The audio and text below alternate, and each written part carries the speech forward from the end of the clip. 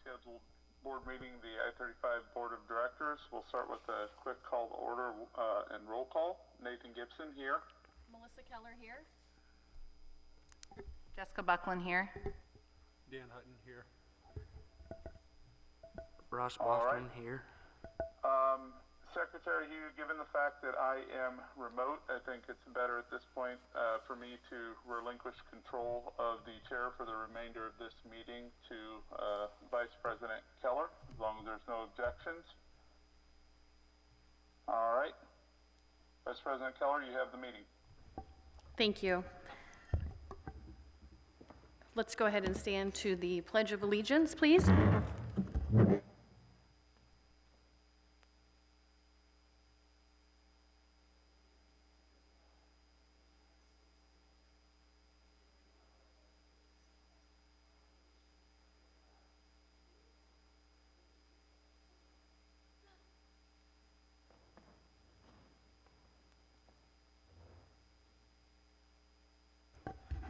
Thank you. We will now review the I-35 mission statement and district priorities and board goals. The Interstate 35 Community School District exists to develop lifelong learners and responsible, productive, successful citizens in an ever-changing society. District priorities.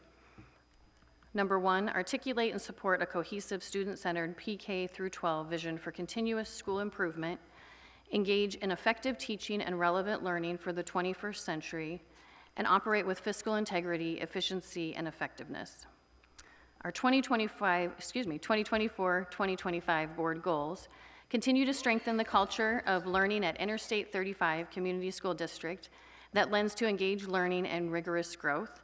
Number 2, by the end of the 2024-2025 school year, the school will ensure transparency and will achieve optimal resources management by aligning staffing levels with student enrollment and maintaining a balanced budget and ensuring full compliance with Iowa taxation laws. Now we will discuss and approve the agenda. Do we have a motion to approve the agenda as presented? I motion to approve it. I will second. The motion's been approved and seconded. Open forum. Do we have any open?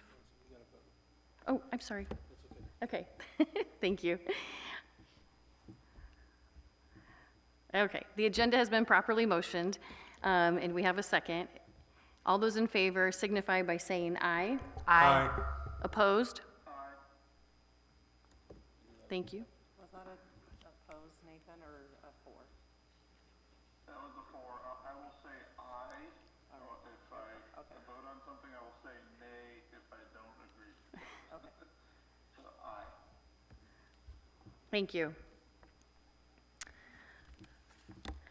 Open forum. Residents, students, parents, and guardians and staff members of the district may address the board about relevant topics. Those who wish to speak must sign up at the beginning of the meeting. Speakers' participation is limited to 5 minutes per meeting. We ask speakers to remember that Iowa law prohibits the board from discussing specific employees, students, or their performance. Do we have anyone signed up? We do not. Okay, thank you. Moving on, we'll move on to the student representative report. Alrighty, so this one's pretty short and sweet to the point. Over this past month, the juniors took the ASVABs test, and I feel like that went pretty well, and we should be getting our scores back here soon. Upcoming on February 7th, there is multiple different fundraisers, and this is for during a basketball game. And this will be to support After Prom and the PBIS Foundation. For the After Prom fundraiser, there will be loaded baked potatoes that we are selling, and then for the PBIS fundraiser, there will be a pie auction, so come out and support that. And then there's a college fair for all juniors, and that is on February 26th. Juniors have the option to go if they want to. This is to explore different trades and other jobs and schools and such. And this will be at Simpson College in Indianola. And next, some upcoming Career Day events is Discover Healthcare Day, and that's at the Polk County Healthcare Workforce. That's on February 4th. And then there's an Explore Video Production and Digital Marketing. And that is on the 18th of February. And then lastly, there's another Healthcare Exploration Day, and that's on the 25th, and that is at Broadlawns. And then, to highlight wrestling, boys wrestling to be specific, Braden Skeffers and Corbin Maxwell celebrated their 100th career win, so congratulations to them for that. And as far as placements goes, Braden Skeffers placed first place at 132 weight class. Bodie Stanley placed second at 175. And Nick Pasuti placed third at 144, so congratulations to those guys. And that's all I got. Any questions? Thank you, guys. Thank you. Moving on, we will move to the Roadrunners Celebrate Success. And we have the Education Foundation here.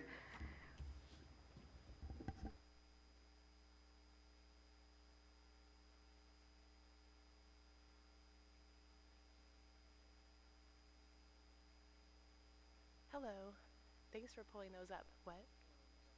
I would love one. Oh, awesome. I'm Kelsey Ritchie, and this is Mackenzie Scribner. And so we like to come to the school board at least once a year to give an update about the Education Foundation. And so January seemed to make a lot of sense, so we could recap 2024, but then also talk a little bit about the gala, which is only a few weeks away. I'm not going to reiterate everything. I know you all probably looked through this, but 2024 was a really great year for us. We had a lot of great fundraising, and we also had a lot of great applications that came our way, so we were able to support some really cool projects. So you've heard me talk about this before, but one of the things I love most about the foundation is we don't come up with these ideas on our own. These are all teacher-driven initiatives and teacher-driven projects. So that's really that's something that I think is really unique and really cool about this program. So in 2024, we brought in over $20,000. So the majority of that came from the Roadrunner Gala. We also netted just over $2,000 during Giving Tuesday, and we were able to support multiple projects throughout the year. So those things included Family STEM Night, social emotional books to support curriculum. We helped support the new band uniforms, fluency cart materials, self-confidence books for guidance, interactive smart boards in a variety of classrooms, K through 12, and additional materials for the outdoor learning space, and then just some general children's and chapter books for the book vending machine restock. So those are just a few of the highlights. On the document that we included, we added some of the feedback and thank yous that we received throughout the year, which we're always grateful to hear from the staff when they're able to share how these projects impact their classroom, so we're very grateful to them. And then we also wanted to say a big thanks to Mr. Grandin and also April, who are very supportive of us. So we meet almost on a monthly basis, and we wouldn't be able to do the things we do without their support, and especially April, who's really helped us get organized and get all of our stuff together when it comes to the financial aspect of things, so we're very grateful to her. And as you see, she had something printed for me today, so. I'll turn it over to Mackenzie, who's going to talk about the gala. Yeah, so 2025 will be our third annual Roadrunner Gala.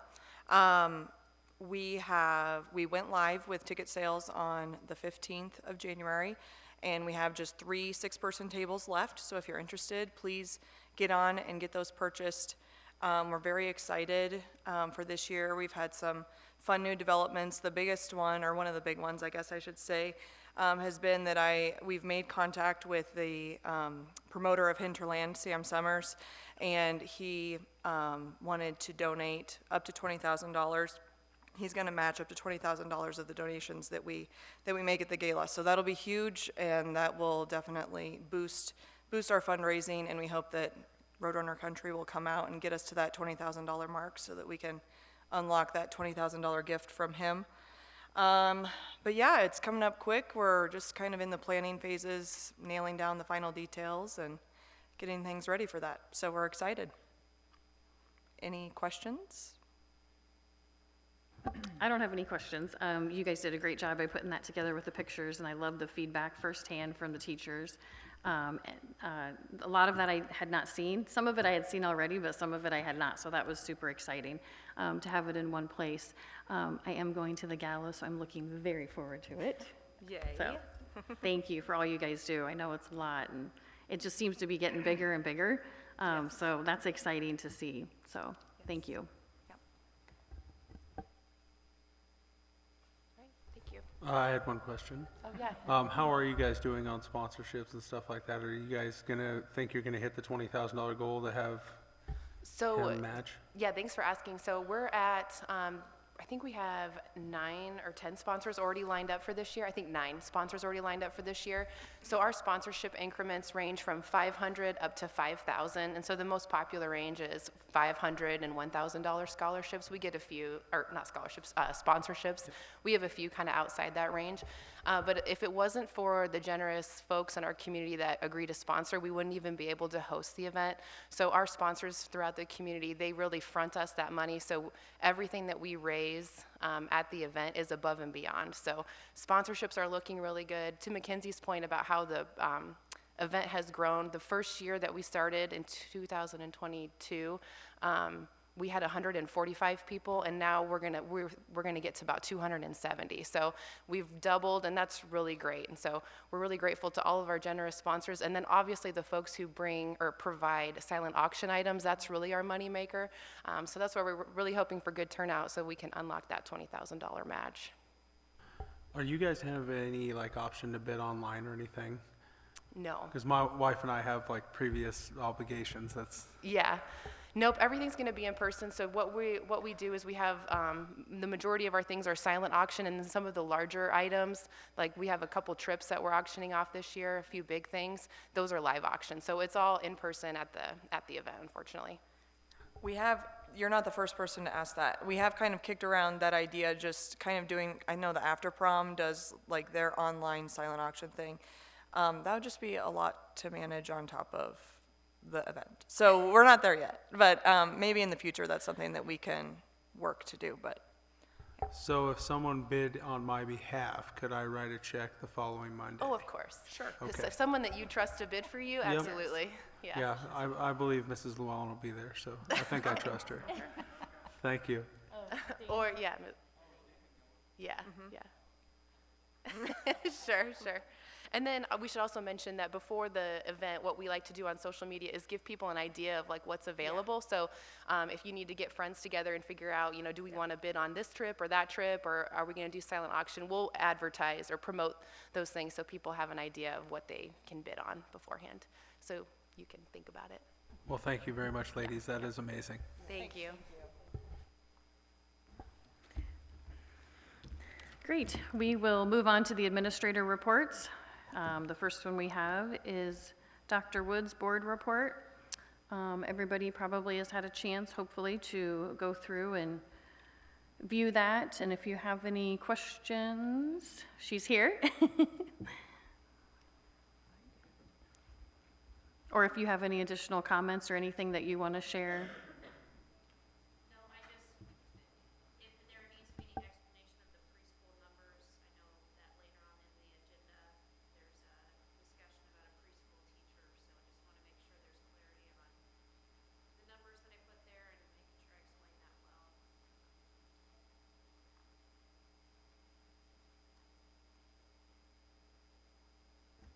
Nathan, any questions?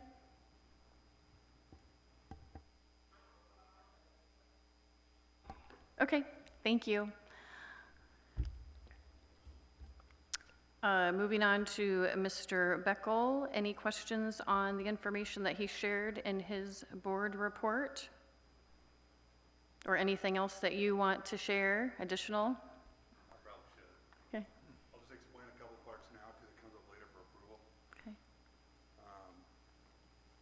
So there's a few course proposals that are later on in the agenda for approval. And just to kind of explain what they are, we are working on cleaning up our course guide and making sure that the courses we offer are in there for students to select. And then as courses are approved, we can update the course guide so that kids can start their selection process and we can start our scheduling process for next school year. The first one that you'll see is there's a link for animal production and management for ag, update for ag. We're actually going to push pause on that one because part of this one kind of depends on what happens with the grounds, with the planning and the future plans. So we're going to put pause on that one for now. But it's a great idea that'll come back to your tables here in the future. The next one is ag communications.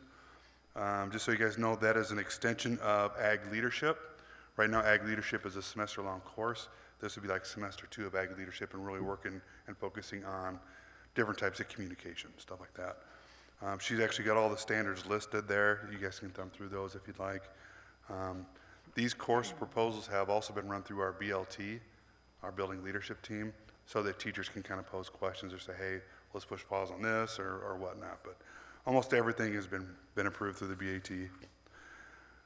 We've also got a proposed update for strategic English. Right now that course is called strategic reading. This would just be proposing to add a couple more items to that course so that we're focusing on reading and writing skills.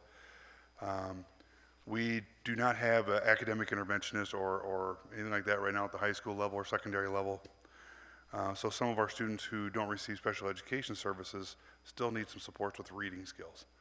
And these might even be students who get decent grades, get good grades because they're hardworking students. They just need that little extra support in ensuring that they are good readers. It's a great life skill that's going to go with them as far as like reading contracts, ensuring that they're interpreting them correctly and stuff like that.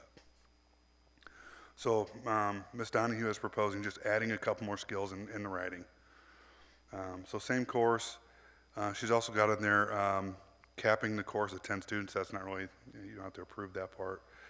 Just saying that she'd like it to be smaller so that she can really focus her supports on a smaller group of kiddos. So that'll be kind of a needs-based cap. Any questions about these? I'm kind of just rattling through them. I have a question.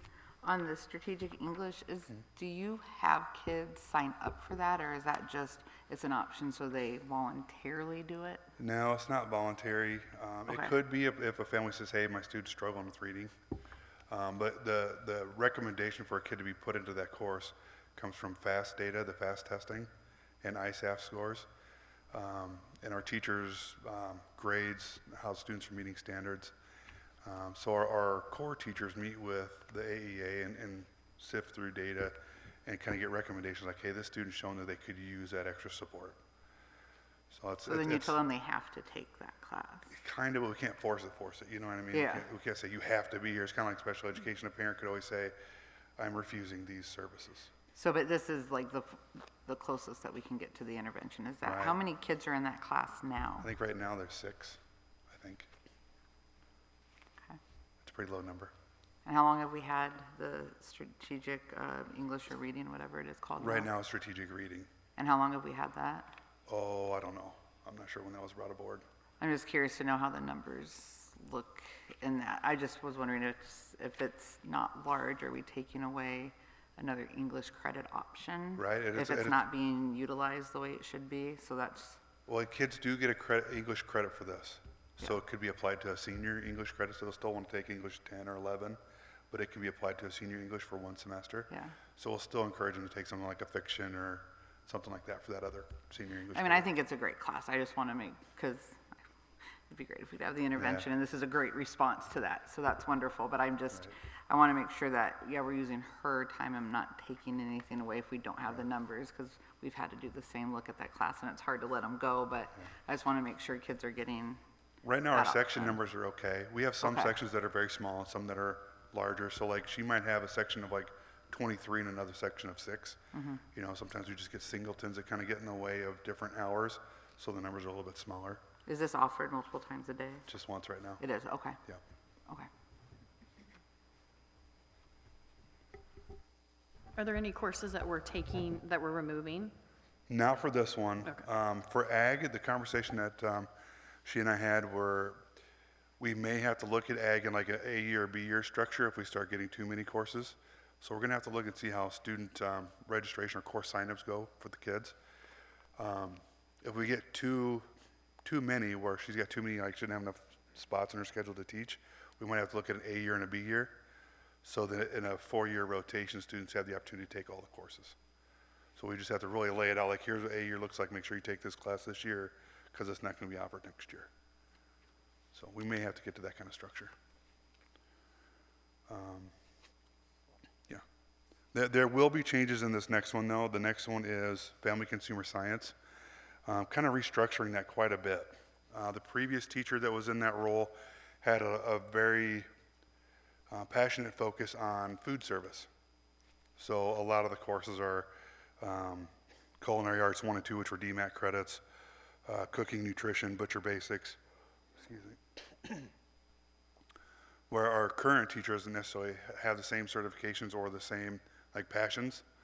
So we're looking at revamping it and focusing on what her skill sets are, and also filling a potential need for us with the early childhood stuff, like preschool, so we can get kids kind of earning while they're learning, so to say, kind of a work-based study. So we'll be offering things like Child Development 1, Child Development 2, I'm trying to remember the names of all the courses. A couple of them are DMAT credit courses. She'll be DMAC certified to teach, which is nice. That way we're not paying for a DMAC course, and we have a teacher in-house that can do it.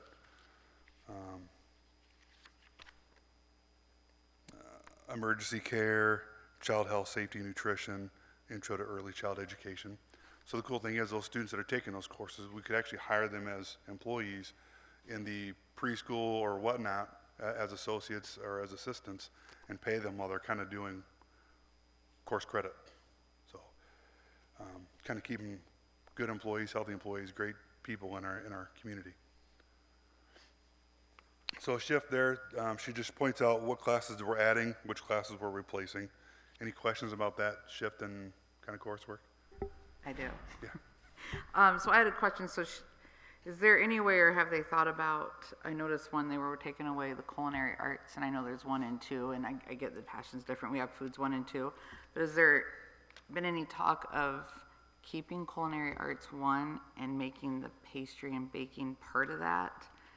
Because I just feel like the build up from foods 1 to 2, and then the culinary is when you're making like much larger plated meals, next level, maybe the pastry, all that kind of stuff. It just, in the big picture, I don't know if the kids would get more out of the actual culinary and include the baking as opposed to just a single class Kind for of incorporating baking. those standards into a different course.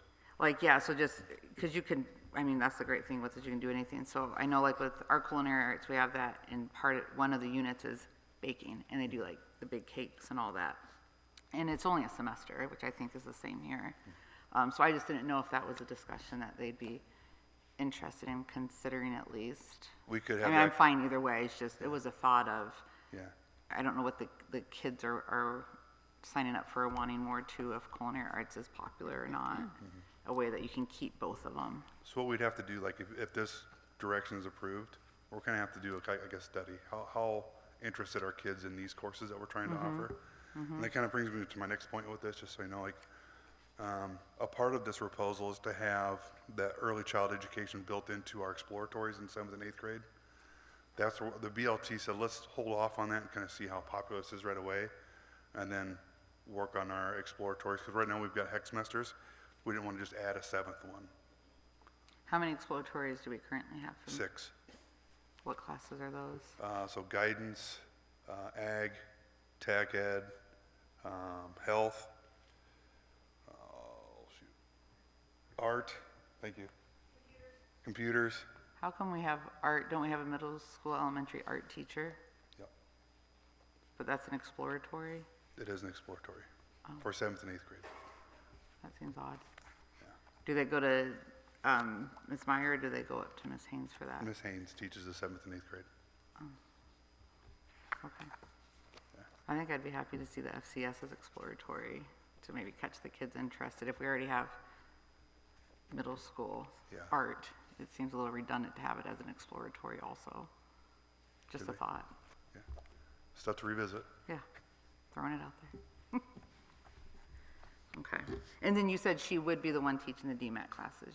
She would be correct. Okay, okay. Well, there's a cool. couple of them on there, like the upper level ones, where the kids could take it online. Yeah, So, yeah. awesome, okay. Any questions about any of that other stuff?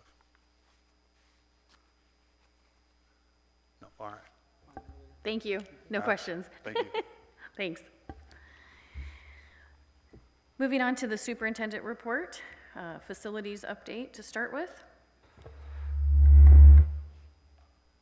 Off, you're good. Me. My bad.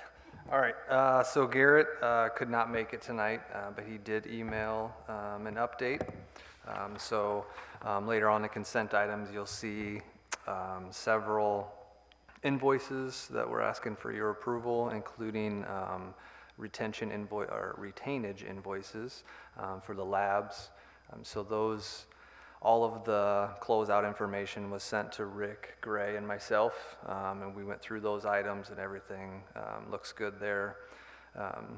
Regarding field schedule, so paint at the concession stand should be complete by the end of this week, and then they'll do floor sealer. Concessions, plumbing fixtures will follow floor sealer along with partitions and countertops that are already on site. The athletic lighting install has started. Contractor is staging materials now, and the crane truck will be on site Thursday to set the poles. Added parking lot lighting, pole bases are expected to be set this week as well. And currently scheduled to do a punch list up at the fields in late February. And as I had shared in my weekly update on Friday, the goal is to have everything closed out by spring break, substantial completion March 1, so baseball teams could be on the field by that substantial completion date, which is March 1, weather permitting. So, any questions for that? And I can share our HVAC update, what we have. So over winter break, all the electrical inside got finished. All that got pulled. Later on in the agenda, we'll ask for approval for the units. They'll come back, electrician will come back over spring break and do all the exterior electrical. Then over the summer, after the units get installed, then they'll come back and get everything hooked up that way. So electricians worked in no time to get everything pulled and got everything ready to go. So that's moving right along. So.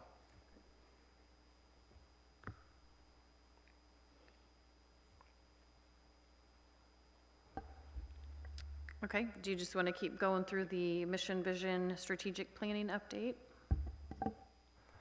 So I've had several conversations with many of you about looking at our mission, vision, strategic plan. I reached out to several different companies. There's lots of companies out there that do this work.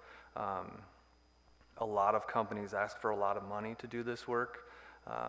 I felt like it was important to probably keep the people that we work with or could end up working with probably closer to within Iowa as we can.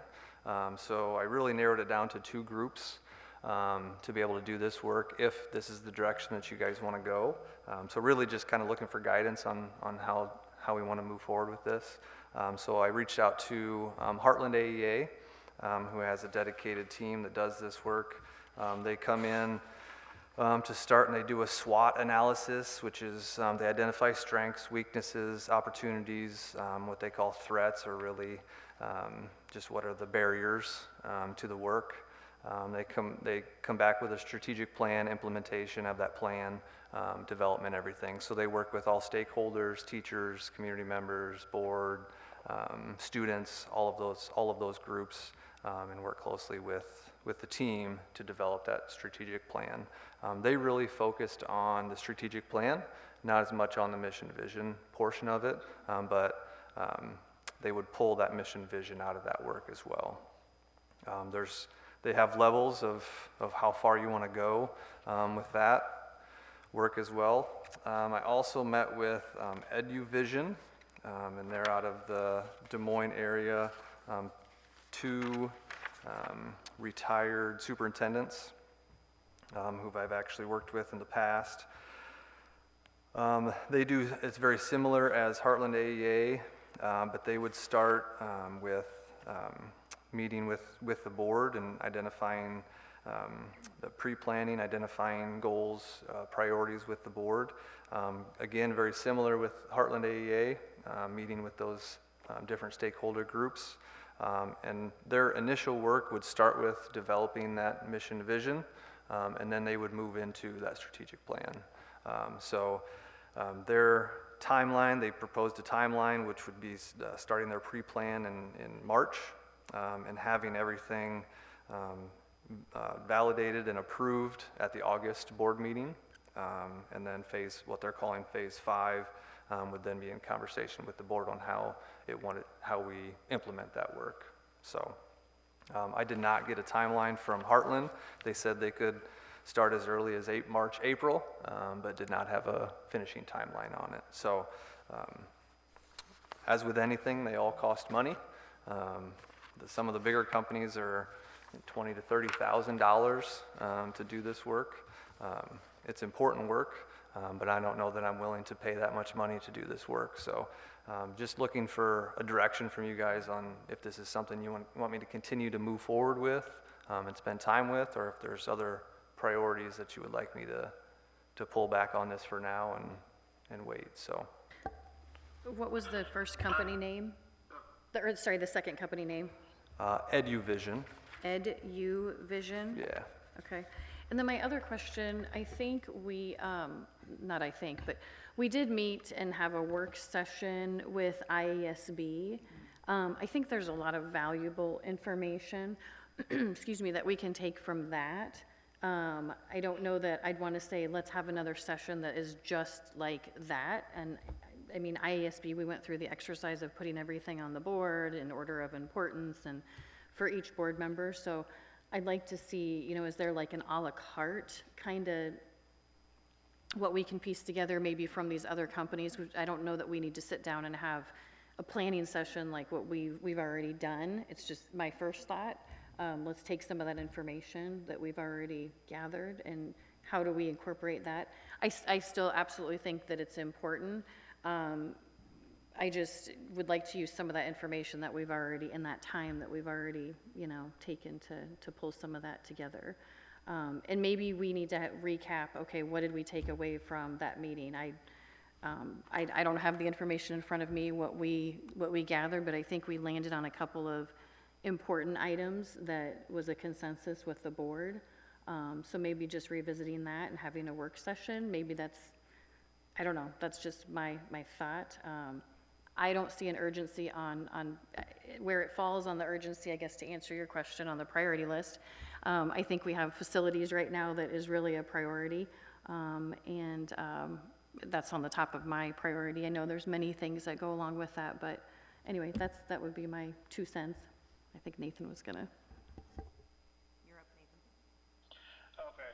Yeah, I think I concur with where Melissa's at. For me, it's important, really the mission and vision statement. I think that's something, we as a board talked about when I guess we had the new board that started in November, and we've had several conversations over the last year about this, and I felt our first step on that journey was that ISB working session, and that was going to lead to some additional working sessions just with the board for us to refactor and refine the existing mission statement that we say at the beginning of every one of our meetings, and I guess I could be wrong here. I'm not convinced we need to pay or have anybody facilitate that process. We potentially could have, I know you talked to ISB and they said they really don't have the capacity, but that doesn't mean we can't have,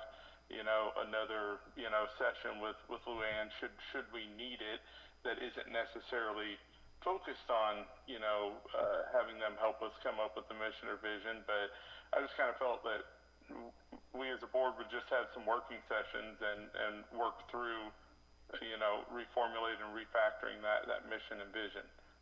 not necessarily paying or bringing in a facilitator to do that. So that's my thoughts.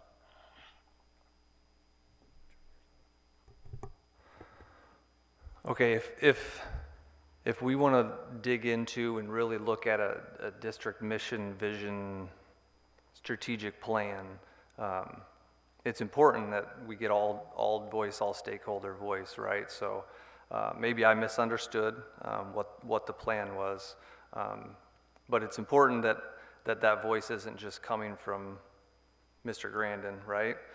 So that's why I reached out.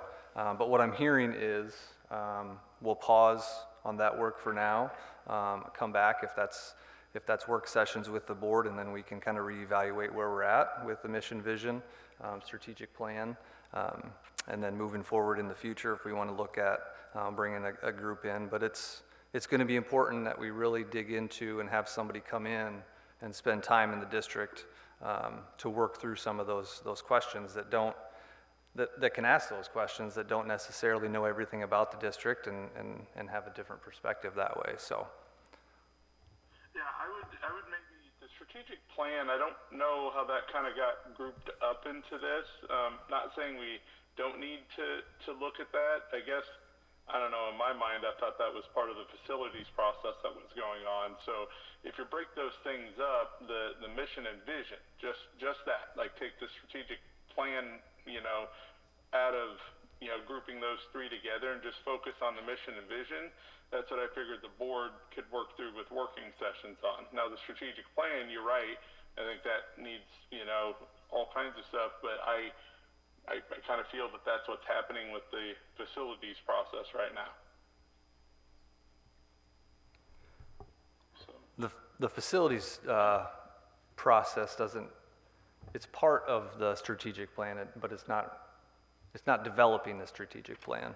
So, but I think it just sounds like we just need to sit down as a board, as a team, and figure out what direction we want to go. So I'll pause on this process, and then we can figure out what direction to go. Okay.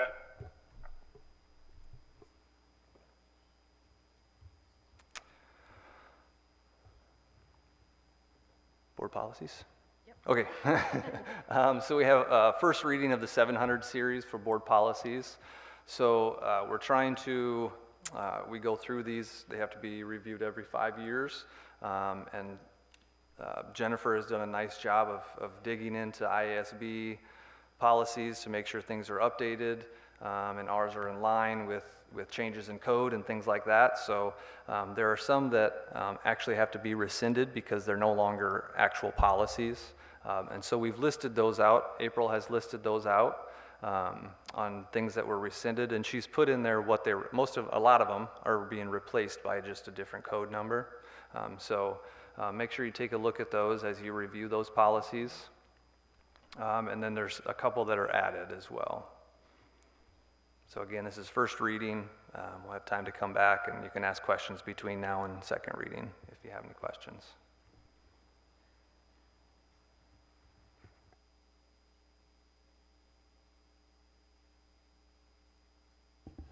Was there any questions?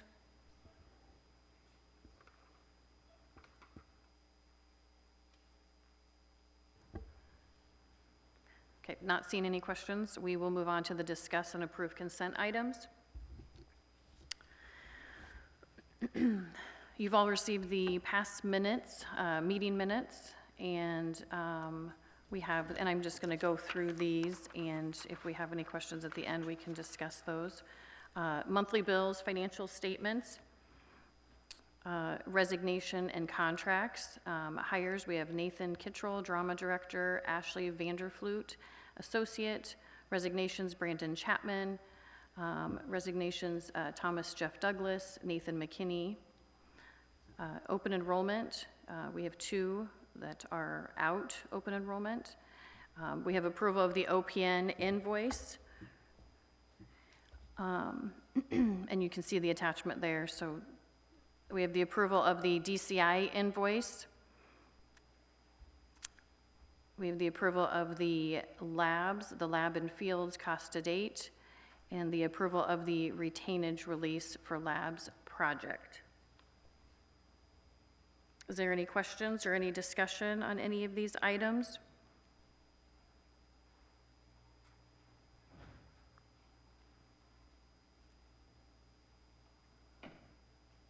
Okay.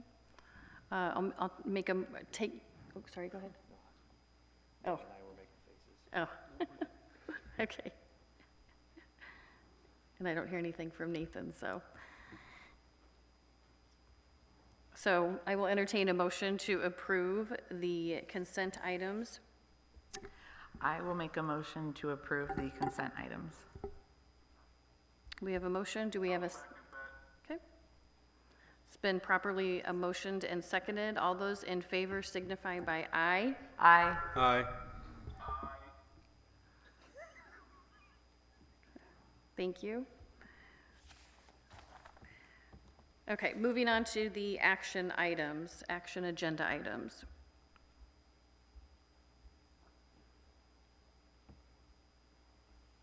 Okay.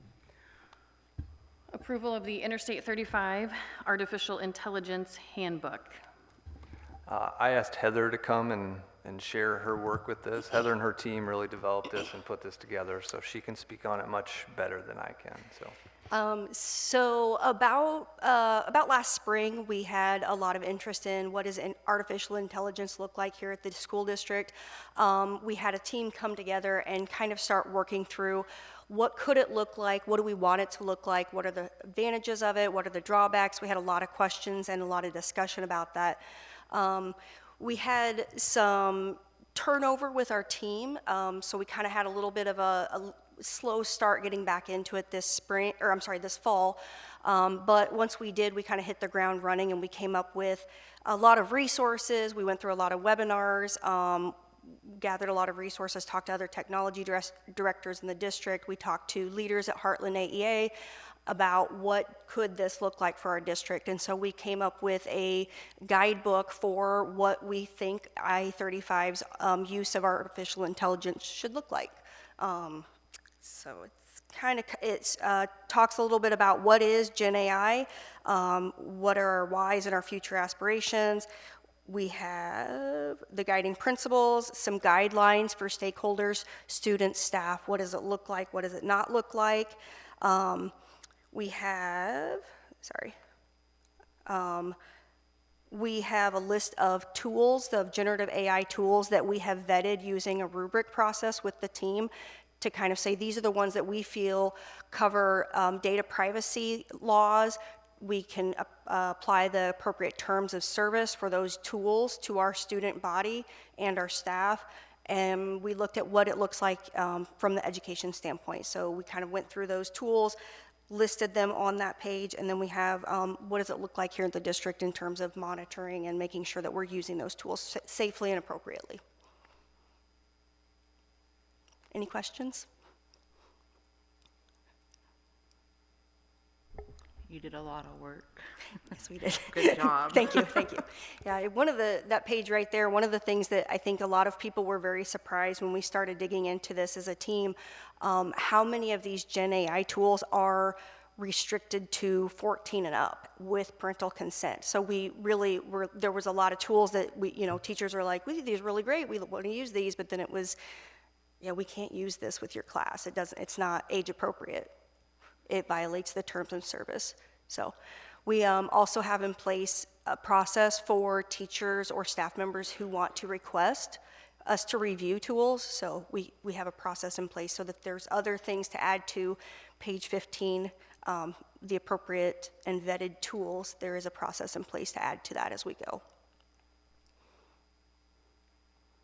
I had a quick question. How are we gathering and getting and tracking parental consent, and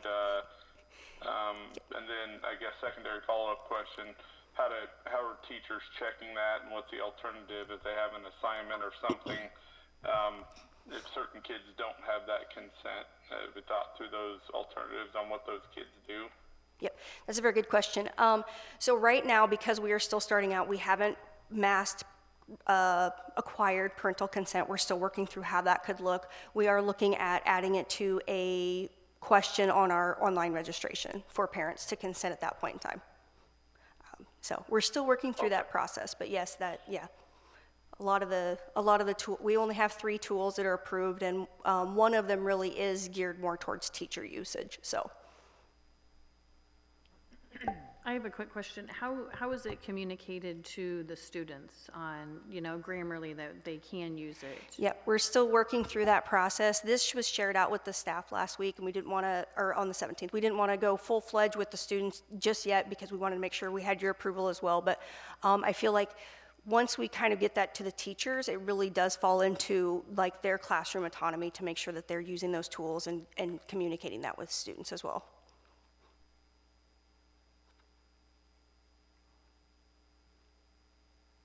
Any other questions? Okay. Okay, thank you. Thank you. A quick question on you guys, for, you know how our policies, we have to go through readings and stuff, over several board meetings before we approve them. Do we not have the same thing for handbooks? Yeah, so this handbook is new, so I had asked Heather if it would make sense if we just put it now and then we'll bring it back in July when we do all the other handbooks. Is that what you're asking? Since it's a new handbook, just got finished?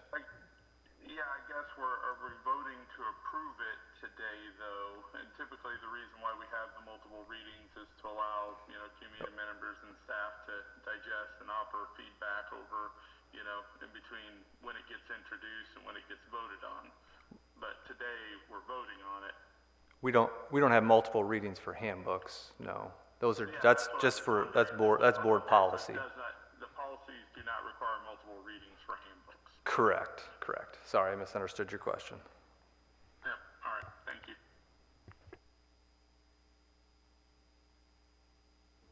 Any other questions? Okay. I will entertain a motion to approve the Interstate 35 Artificial Intelligence Handbook. I will make a motion to approve the I-35 AI Guidebook. Do we have a second? I'll second that. Thank you.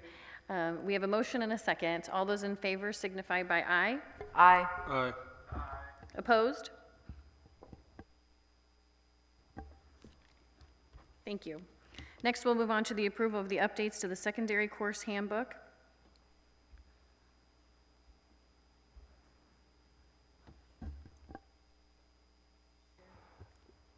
This is the information that Mr. Beckel shared earlier, so I don't know if you have any more questions for Mr. Beckel that he can answer, or if I can answer anything, I'm going to defer to him, so.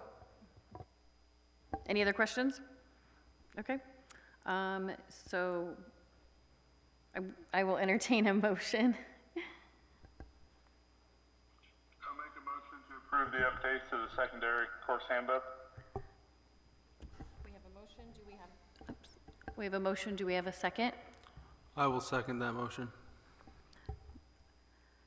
So it's been properly motioned and seconded. All those in favor signify by aye. Aye. Aye. Opposed? Opposed? Sorry, I need to slow down a little bit.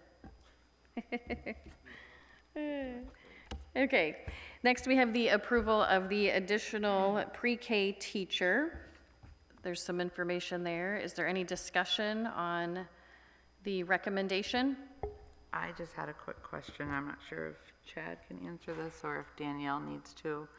I was just curious to know how adding that 4-year-old preschool teacher, so it would be 3 sections of full-day 4-year-old preschool, correct? How will that affect the daycare and or like the workers that we have on staff with that, since you won't have as many flowing over to the daycare section? That's a great question. So essentially, daycare, in prior years, before this school year, daycare operated at 11:15 for 3-year-olds. And then otherwise they just have before and after school. This year we've been with the shift down. So between years, there was a cut to, we had 3 4-year-old preschool teachers, we went down to 2, and Samantha Ritchie's been running 2 sessions. So we still have the same amount of sessions, and roughly the same amount of kids, but Samantha's taking on 2 class loads instead of 1. But with that, daycare offers morning daycare for the kiddos she's serving in the afternoon, and afternoon daycare for the kiddos she's serving in the morning. Right now, we didn't hire on additional staff. We just changed the way that their structure is. And so ideally, this kind of helps them out, and Kristen really has been taking a lot of that load. And so that allows her to get back to some of those duties that she needs to get to, that she, without direct student supervision all day long. And so I think this is functional for the daycare, and functional for the 4-year-olds that we're serving. So we had to shift away from a full day to a half day. I kind of put out in this request, we really want to serve those kids all day long.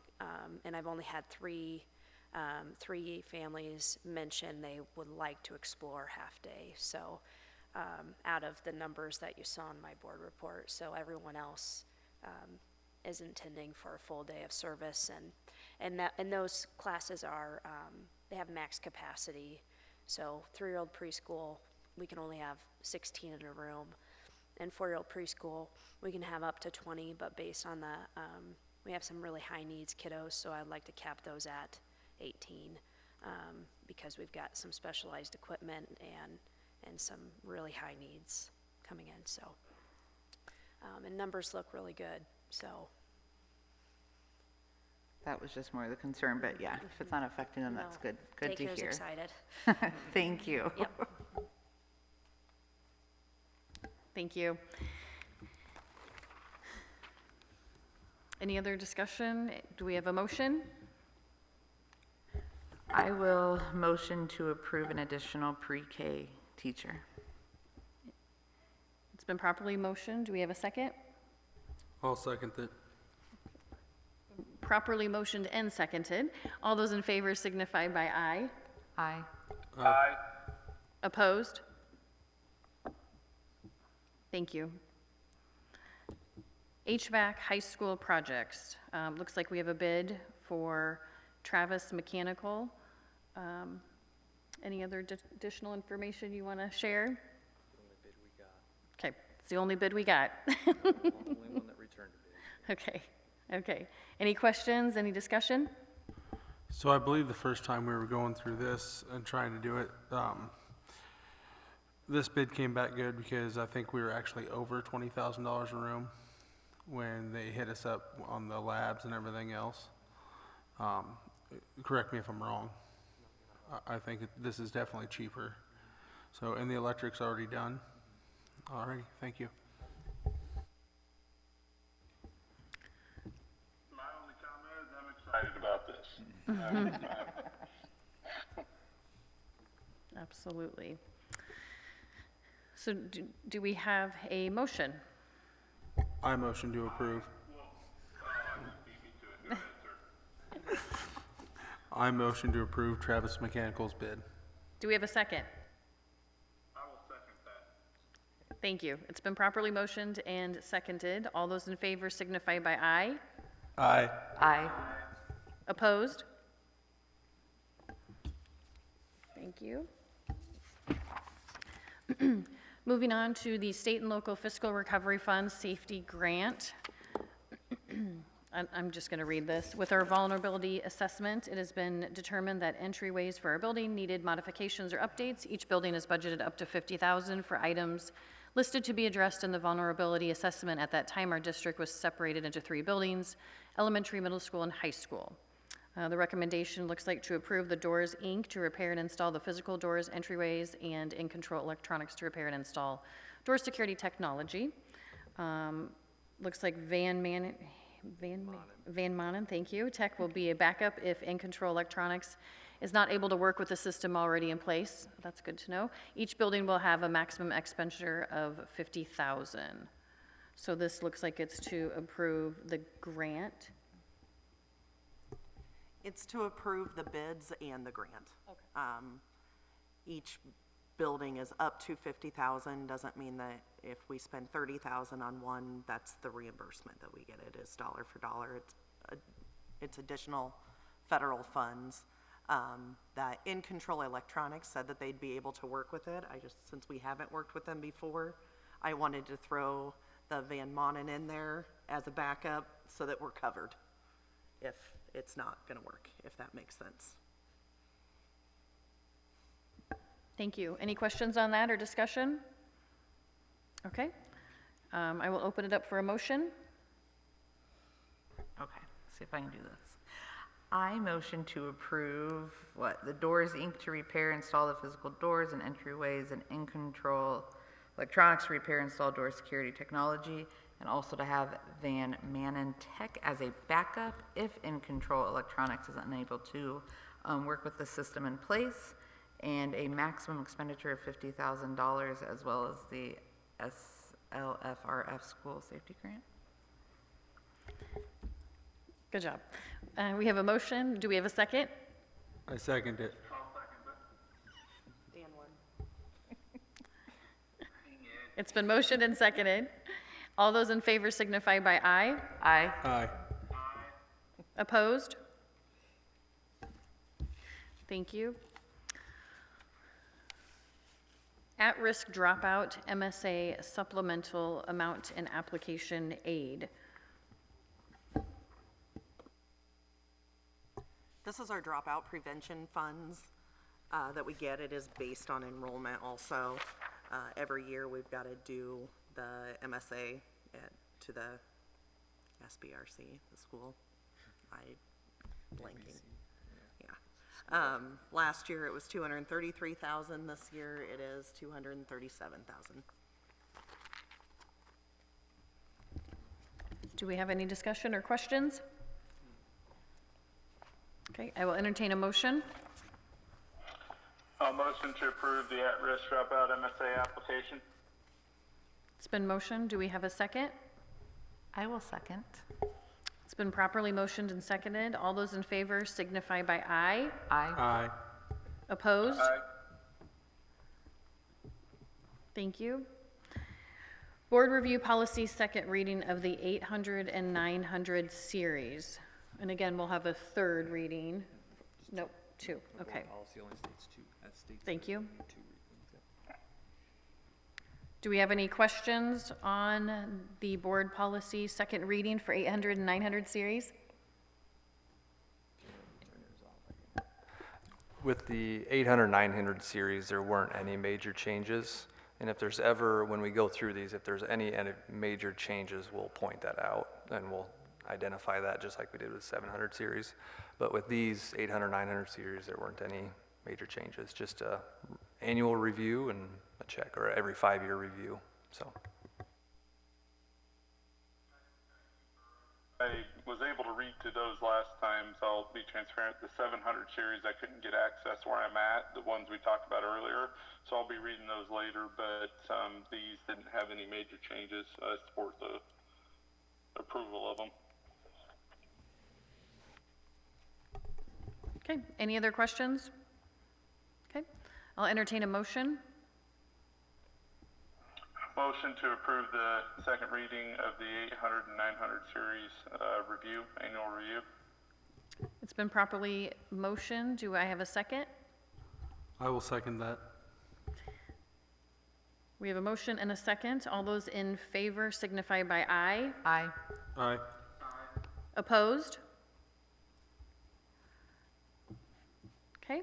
Approval for MOU will allow the students in the education department at Northwestern College to participate in practicum, field experience, student teaching, or internship at Interstate 35.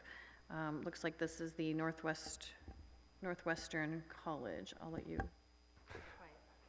This is just an agreement with Northwestern College, which we will likely have more, that will allow students to come into our district, do any practicum, field experience, student teaching. We may have none, but if we do have a student that wants to seek out I-35, we always want to allow them in there because that's a potential teacher for our district, right? So this is just an MOU allowing that to take place. Great. Any discussion or questions? Okay, I'll entertain a motion. I'll motion to approve the MOU with Northwest College. Do we have a second? I will second. It's been properly motioned and seconded. All those in favor signify by aye. Aye. Aye. Opposed? Okay. Upcoming dates, our board budget workshop will be February 6th at 6 p.m., assuming in the district office, okay? And then the next regular board meeting will be February 24th. I will open it up for a motion to adjourn the meeting. I will motion to adjourn the meeting. Okay, do I have a second? I will second. It's been properly motioned and seconded. All those in favor signify by aye. Aye. Opposed? Okay, thank you.